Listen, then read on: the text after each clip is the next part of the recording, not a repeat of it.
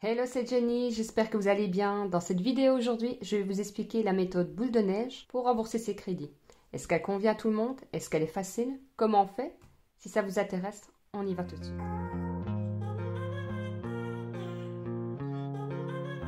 Hello à tout le monde, j'espère que vous allez bien, que vous avez bien profité de votre semaine. Nous, en Belgique, les enfants ont recommencé l'école. Je sais qu'en France, je pense qu'il y a encore une semaine, si je ne me trompe pas. Donc voilà, nous c'est enfin les vacances. Non, je plaisante.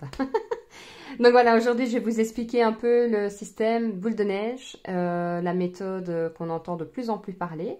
Et avant toute chose, je tenais à remercier tous les nouveaux abonnés et aussi tous les anciens abonnés parce que ça me fait hyper plaisir de voir tous ces abonnés qui viennent de jour en jour. Ça me motive à faire encore plus de vidéos.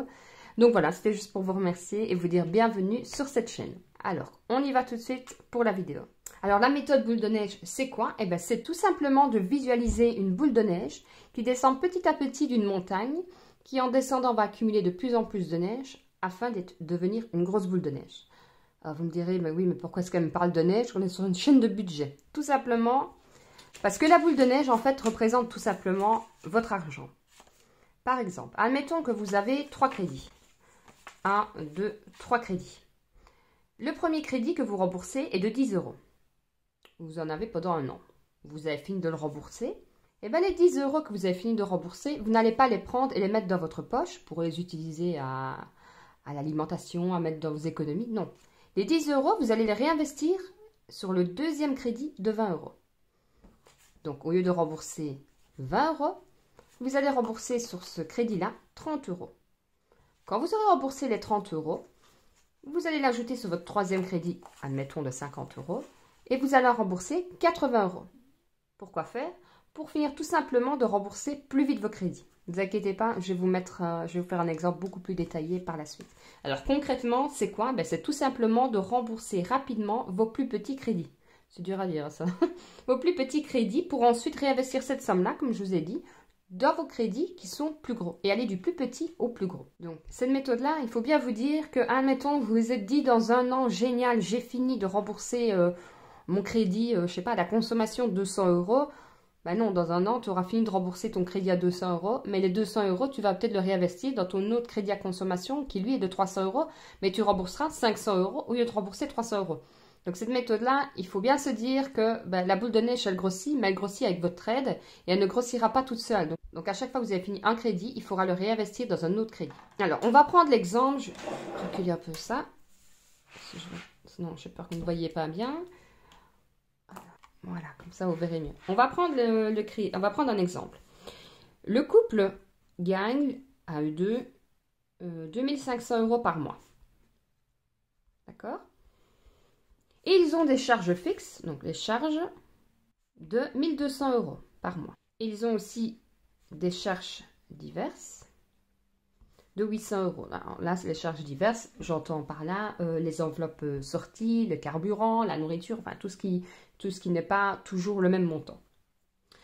Alors, premièrement, ils ont un crédit à la consommation de 30 € et ils doivent le rembourser encore 6 mois. Deuxièmement, ils ont un autre crédit à la consommation de 70 € et il lui reste un an à payer. Troisièmement, un crédit à 120 € et il leur reste 2 ans à payer sur celui-là. Et enfin, le dernier, ils ont un crédit de 150 € et il leur reste 2 ans à payer. Les intérêts de chaque crédit, ici, il est à 5%, 5%, 6%, 9%. Pourquoi je marque les intérêts? Je vais y venir tout de suite. Donc, si on fait le total là, il leur reste 180 € à payer. Je ne compte pas les intérêts, hein, j'arrondis. 840 €, 2880 € et ici 3600 €. Il leur reste donc, quand on fait le calcul, 130 € par mois pour économiser, pouvoir mettre dans leur fonds d'urgence, dans leur enveloppe des animaux s'ils en ont, et ainsi de suite. Premièrement, ils remboursent leur crédit à la consommation de 30 €. 6 mois plus tard, ils ont fini. Hop, on n'en parle plus, génial, un crédit en moins. Les 30 €, ils vont les réinvestir dans le deuxième crédit. Donc là, ils vont payer toujours 100 € par mois, sans compter cela. Donc, ils paieront toujours 100 € par mois. Ça ne va pas changer. Par contre, ce qui va changer, c'est qu'ils auront gagné du temps sur leur crédit. Donc, si tout va bien, parce qu'on n'est jamais à l'abri de quelque chose, ils auront fini dans 8 mois et demi au lieu d'avoir fini dans un an. Donc, en ayant augmenté la mensualité à 100 € au lieu des 70 €, ils auront fini de rembourser ce crédit-là dans 8 mois et demi au lieu d'un an prévu. Se dire qu'ils vont gagner de l'argent sur les intérêts. Parce que forcément, si on rembourse plus vite son crédit, on gagne les intérêts. Alors forcément, là, vous allez me dire, il n'y a pas une grosse différence, est-ce que ça vaut la peine de réinvestir son argent? Là, oui, parce que c'est un petit exemple, c'est un petit crédit. Par contre, une fois qu'on passe à des plus gros crédits, admettons ici, pareil, ils ont fini de rembourser ça, 8 mois et demi plus tard, hop, et bien les 100 €, ils vont les réinvestir dans les 120 €. Maintenant, on va arriver aux 120 €. Donc là, 120 € plus 70 plus 30, ça fera toujours 220 €. Crédit remboursé plus vite aussi, puisque j'ai investi 100 € en plus. On fait encore un autre crédit, on continue ainsi. Et bien en fait compte, hein, quand on fait le total de tout ça, ils auront gagné 11 mois. Ils auront gagné un an pratiquement de crédit. Ce qui veut dire, admettons, vous avez, je ne sais pas, 30 ans. Vous rencontrez quelqu'un, vous vous dites, je veux acheter une maison. J'aimerais acheter une maison. Vous arrivez à la banque avec 4 crédits. Même si c'est des petits crédits, ça reste des crédits avec des taux d'intérêt. La banque va vous dire quoi? Surtout maintenant. Vous avez de l'apport. Est-ce que vous avez un apport? Est-ce que vous avez des garants? Est-ce que vous avez des crédits? Combien est-ce que vous gagnez? Est-ce que vous avez des enfants? Si vous n'avez pas de crédit, il y a beaucoup plus de chances d'obtenir un crédit maison. Donc oui, vous allez me dire 11 mois. Peut-être que 11 mois, c'est encore dur à tirer, à se dire tous les mois, on continue, j'ai remboursé, mais non, j'ai encore un autre crédit à rembourser. J'ai remboursé, mais je continue à rembourser. Oui, peut-être, mais vous allez gagner 11 mois. Et vous allez gagner aussi de l'argent sur vos intérêts. Est-ce que cette méthode est faite pour tout le monde? Clairement, pour moi, elle n'est pas faite pour tout le monde. Alors, elle est faite pour les personnes qui ont un fonds d'urgence déjà prévu, qui ont quand même un minimum d'argent qui leur reste sur le côté par mois pour pouvoir vivre ou pallier aux imprévus tout simplement. Si tous les mois, on est déjà à la limite qu'on compte au sous-prêt parce que ça devient vraiment compliqué, s'il vous plaît, ne vous mettez pas la corde au cou, laissez-vous vivre. C'est pas pour les quelques différences que vous allez gagner en intérêt que ça va faire toute une différence. Si les 30 € vous en avez vraiment besoin par mois, eh ben dans 6 mois, gardez les 30 €. Prenez-les pour mettre dans vos enveloppes nourriture, sorties, enfants, que sais-je. Il y a d'autres solutions. La méthode boule de neige, comme je vous l'ai dit, elle est bien si on a déjà un fonds d'urgence, si on a de l'argent de côté et que tous les mois, on ne compte pas au sous-prêt. Pour moi, la meilleure méthode, quand on est vraiment à compter vraiment jusqu'à l'euro près, c'est un regroupement de crédits. Parce que ça vous fera diminuer aussi vos taux et vous pourrez peut-être étaler vos crédits. Pour moi, c'est la meilleure solution pour ne pas vous tirer une balle dans le pied et de voir... Parce que quand le moral ne va pas, quand l'argent ne va pas, ben, le moral il va pas bien. Et quand le moral il va pas bien, qu'est-ce qu'on a envie? On a envie de dépenser. Donc honnêtement, ne vous mettez pas la corde au cou. Cette solution-là, elle est bien, elle peut être bien, mais chaque cas est unique. Je vais vous montrer et vous allez comprendre tout de suite avec un autre exemple. Regardez. Si le couple, admettons maintenant, il a... Bon, si on l'ouvre, c'est mieux. Hein. Si maintenant le couple ici, il a 2500 € par mois aussi. Hein, là, ça ne change pas. Mais oui, il a ici 1500 € de charges fixes par mois. Et les charges est différentes. Charges... On voit bien que je m'applique moi pour écrire. Là. Charges, par exemple, nourriture et autres. Ici, ils sont à un montant de 600 €. Ce qui fait qu'il leur reste donc 400 €. Mais attention, dans les 400 €, il y a encore des crédits. Premier crédit qu'il rembourse, 50 €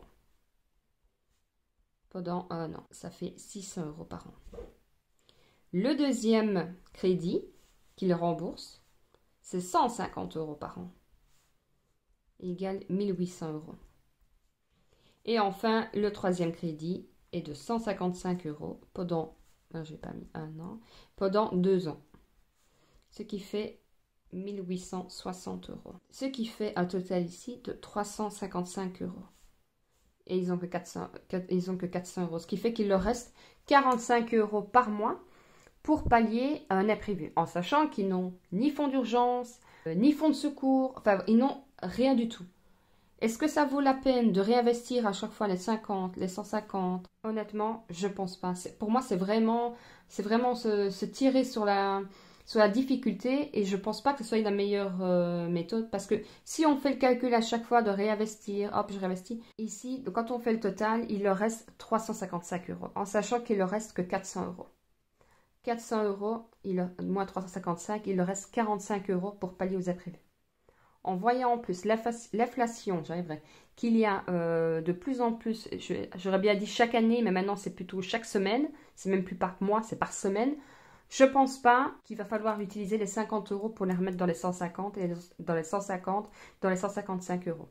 Pour moi, si j'étais eux, ben même vu la situation, je pense que j'irais faire un regroupement de crédit pour avoir beaucoup plus facile.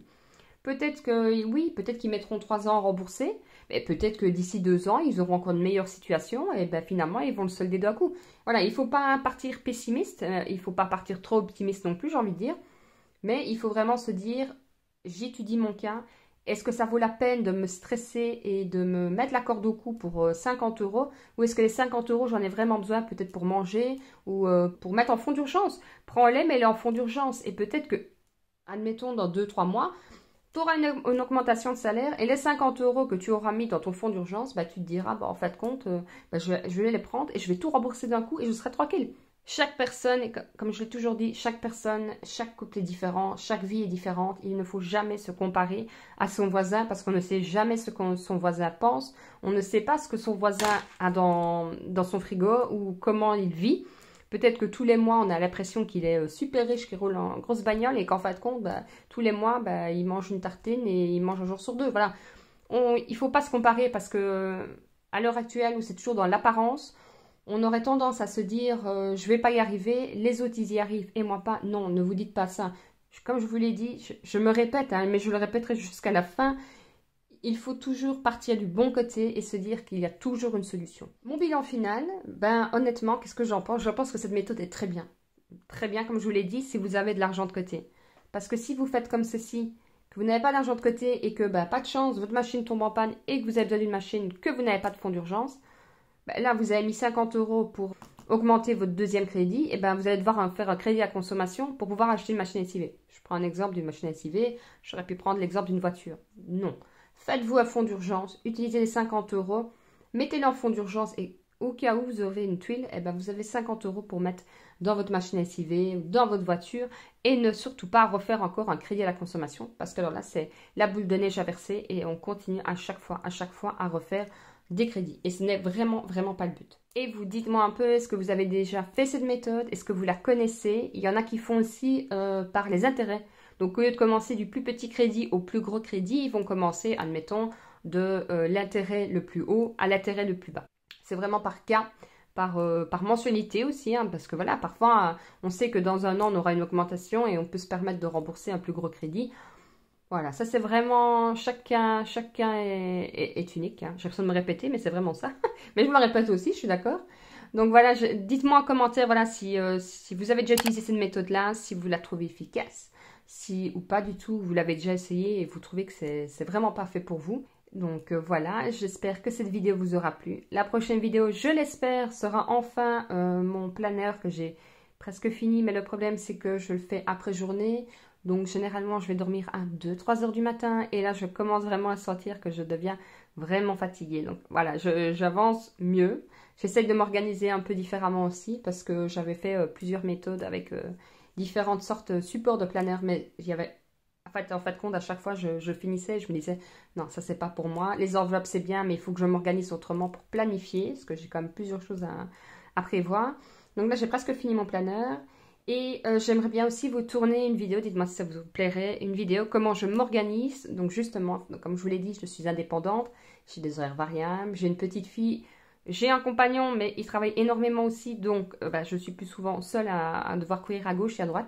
Donc je m'étais dit, tiens, pourquoi pas peut-être vous tourner une vidéo un peu comment je m'organise sur ma routine du soir pour tout mettre en place, que ce soit côté ménage, côté avancement vêtements, que je puisse avoir du temps pour tourner mes vidéos, que je puisse avoir du temps pour m'occuper de ma maison, hein, parce que malgré tout, il faut bien que je fasse mon ménage. Donc voilà, ça je pensais vous le faire prochainement. Bah, dites-moi un peu si ça vous plairait. Et quant à moi, bah, je vous dis à très vite. Prenez soin de vous, prenez soin de votre budget. Des bisous!